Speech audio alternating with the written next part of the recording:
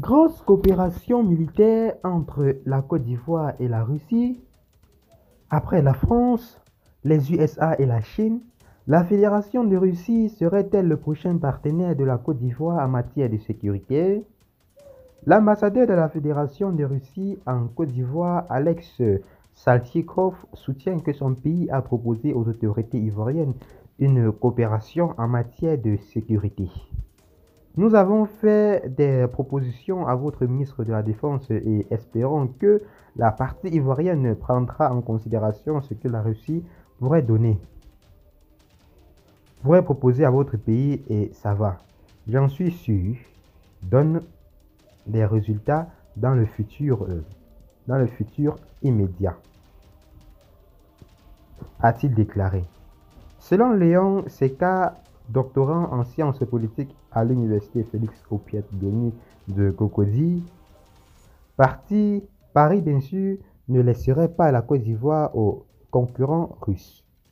Il ne faut pas se leurrer dans ce contexte d'une nouvelle guerre froide.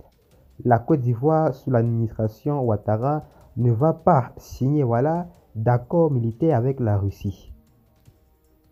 Contrairement aux pays de l'Alliance des États du Sahel, Burkina Faso, Mali et Niger, qui se sont tournés vers la Fédération de Russie, les dirigeants ivoiriens ont quant à eux choisi la France avec laquelle ils ont un accord militaire vieux de plus de 60 ans. Analyse-t-il.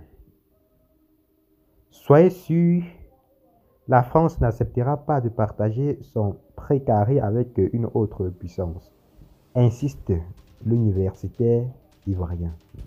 Donc là, mes chers amis, nous voyons que la situation reste cependant très compliquée en ce qui concerne la future, cette future alliance entre le Mali, entre la Côte d'Ivoire et la Russie. Pensez-vous qu'un jour, la Côte d'Ivoire signerait-elle, ou du moins les autorités ivoiriennes, signeront-elles un accord de coopération militaire avec la Russie? Faites-le nous savoir dans les commentaires pour qu'ensemble nous puissions analyser la situation et mieux la comprendre. Et à tout à l'heure pour une nouvelle partie d'information. Bye bye.